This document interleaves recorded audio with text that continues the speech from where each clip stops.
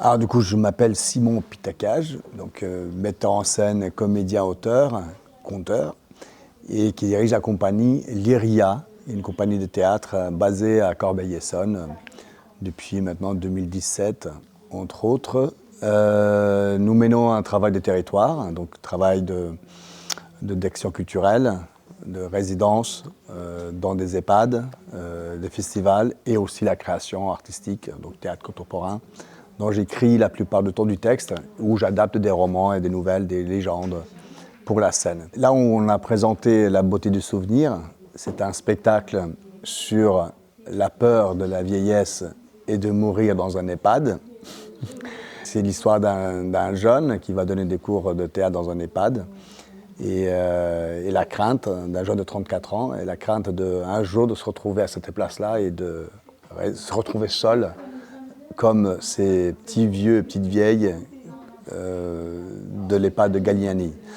Et en même temps, il raconte son histoire de son lien avec son grand-père.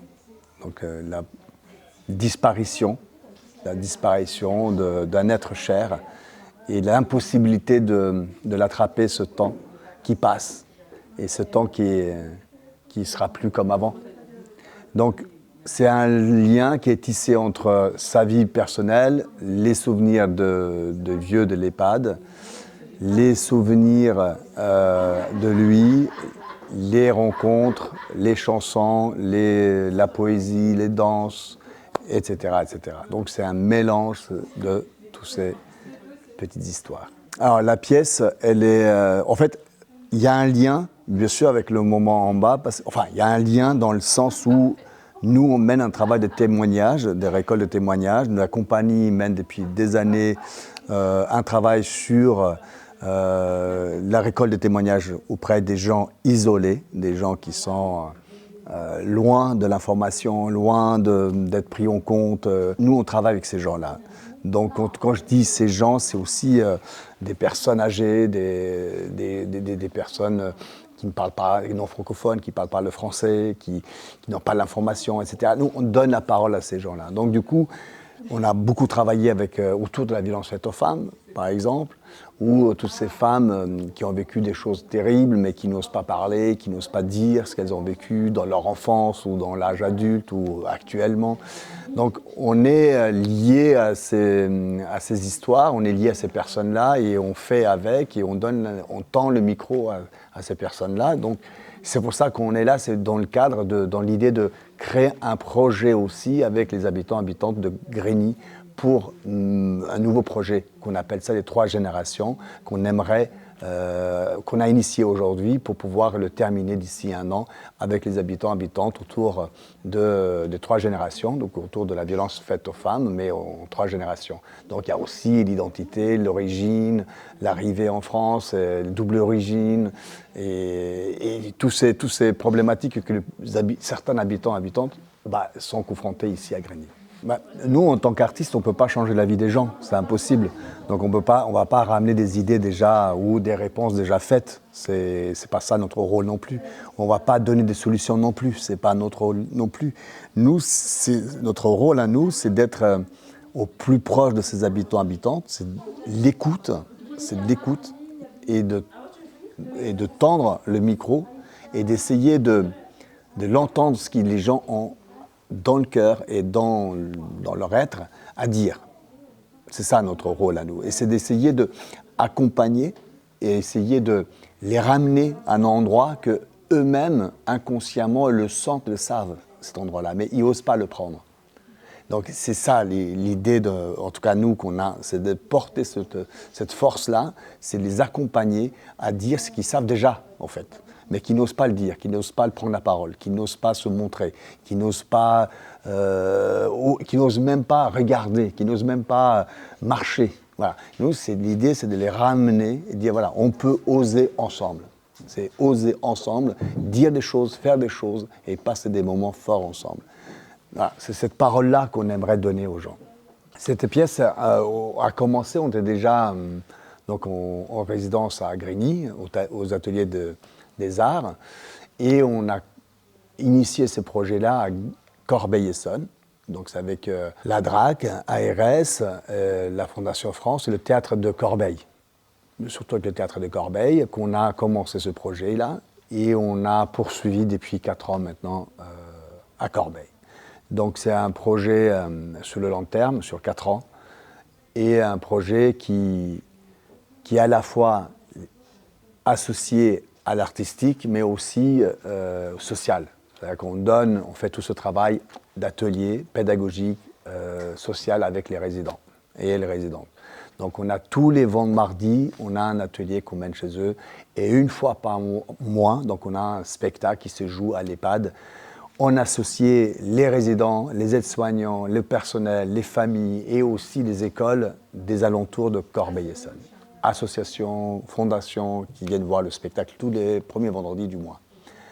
Voilà, donc c'est comme ça qu'est né ce projet-là. C'est à partir de cette résidence artistique et culturelle dans un EHPAD à Corbeil. Oui.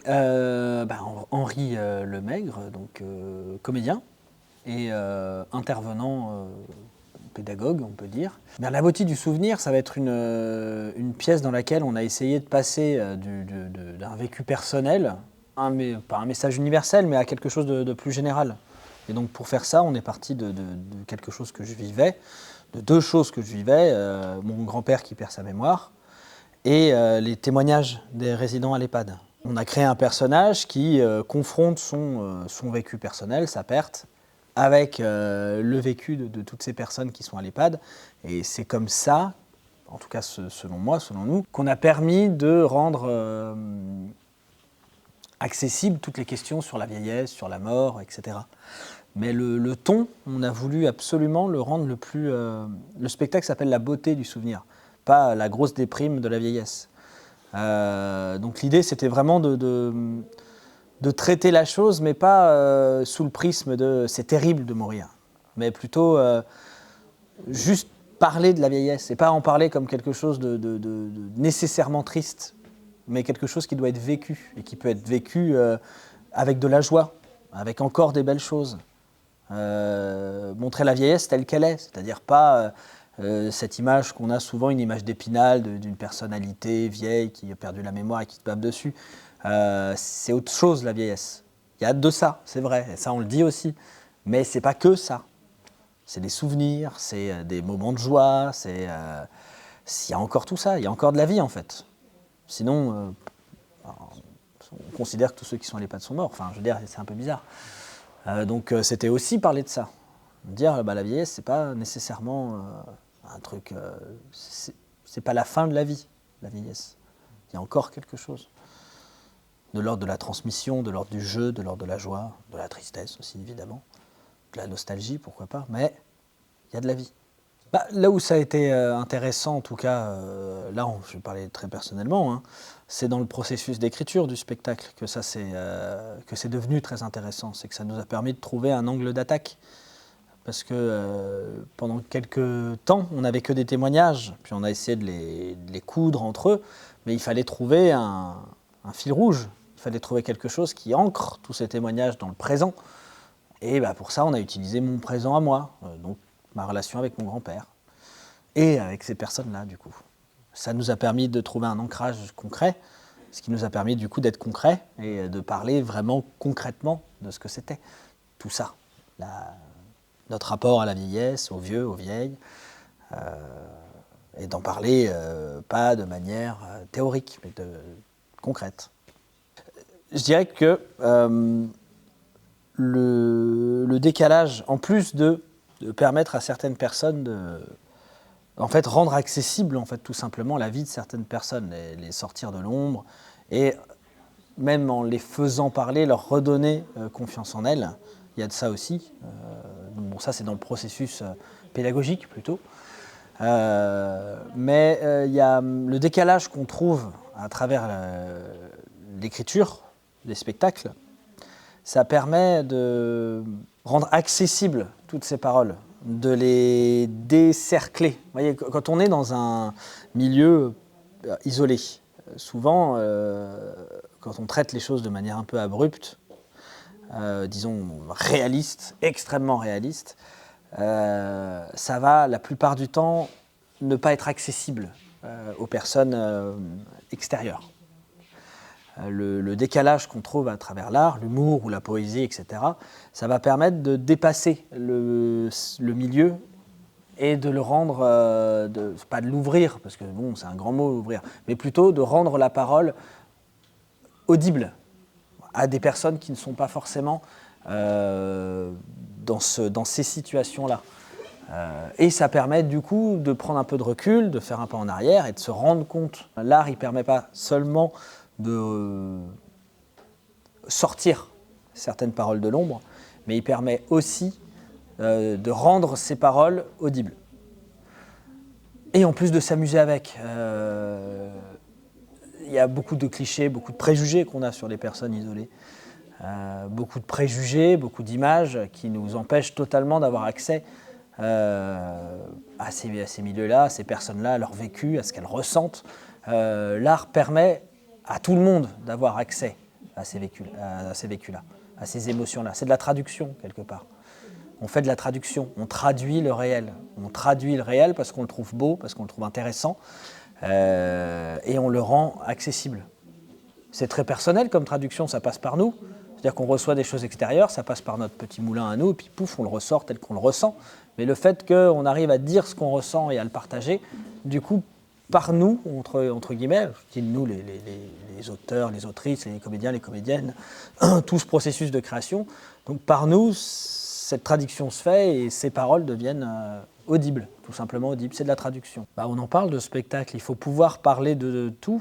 Mais il y a des choses dont on n'est pas fier, des choses dont on est fier, mais le fait en tant que spectateur, on va dire, le fait de voir quelqu'un arriver à en parler et pas se liquéfier sur place ou être foudroyé sur place, ça nous permet nous-mêmes de nous poser des petites questions, quoi.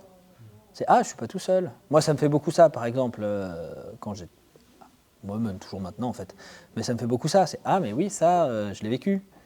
Mais oui, c'est ça. C'est les mots. C'est les mots sur ce que je ressentais, mais j'arrivais pas à placer le doigt dessus. C'est les mots, c'est ça. Ouais, complètement. Je suis totalement dans cette situation-là. J'ai pas à voir. C'est pas honteux, c'est pas un truc qu'on garde pour soi, qu'on cache, etc. Non, c'est des choses qui peuvent être dites et dont il faut parler d'ailleurs. Parce que tant qu'on n'en parle pas, on ne peut pas régler le problème, quoi. Je pense systématiquement à cette parole qu'a mon personnage, qui est aussi qui est une parole qui est issue de moi, de mon vécu, là, pour le coup, vraiment purement. Oui, totalement. Et je crois que beaucoup de gens vivent ça. Mais bon, c'est vrai qu'on se crée des images en soi, on n'a pas envie de venir égratigner un peu l'image. Mais toi, par exemple, tu le vis comment, ce rapport avec ton grand-père ? Ça me fait poser énormément de questions. Ça me fait poser énormément de questions et même ça me travaille. Je me pose véritablement, quand je suis sur scène et que je demande pourquoi je ne le fais pas, je me pose encore aujourd'hui cette question-là. Parce que tu ne vas pas le voir. Parce que je vais rarement le voir. Je vais très rarement le voir. Pour moi, pas assez. Alors que c'est sans doute ces dernières années. Là. Il n'y en a vraiment plus pour longtemps. Mais il y a quelque chose qui fait que j'ai du mal à aller le voir. Alors j'ai des pistes, évidemment. Et je m'en veux plus, en tout cas. Je sais que c'est dur. Et c'est dur pas que pour moi, en fait. C'est dur pour plein de gens. Je vois à quel point c'est dur pour ma mère. Dès le moment où on a réussi à en parler, à débloquer ça, justement, à l'occasion du fait que je parlais du spectacle, je me suis aperçu que c'était extrêmement difficile pour elle. C'est sa fille. Moi, je suis son petit-fils. Et, à un moment, on arrête de prendre un fouet. Il y a des raisons à ça. C'est pas de la méchanceté, c'est dur, c'est vraiment dur d'aller voir mon grand-père. C'est dur. Ça me demande un effort, ça me demande de l'énergie, ça me demande de me sentir bien, parce que je vais le voir, il ne va pas me reconnaître, il ne va pas ressembler au grand-père que j'ai toujours connu. Se confronter à ça, ça demande des forces. Et ces enfants-là, ils sont fatigués, très fatigués. Et eux, ils se sentent obligés. J'ose même pas imaginer la pression que eux, ce qu'ils vivent eux. Voilà, c'est donc, oui, c'est difficile d'aller voir son grand-père quand son grand-père, on ne le reconnaît plus. C'est difficile. C'est ça qu'on voulait raconter, en tout cas. La difficulté de vieillir et de voir les autres vieillir. Donc là, comment on gère ça ? Comment on gère cette émotion ? Donc ça raconte ça, le spectacle aussi. Et à travers Henri, bah, je pense qu'il y a plein de gens qui se reconnaissent aussi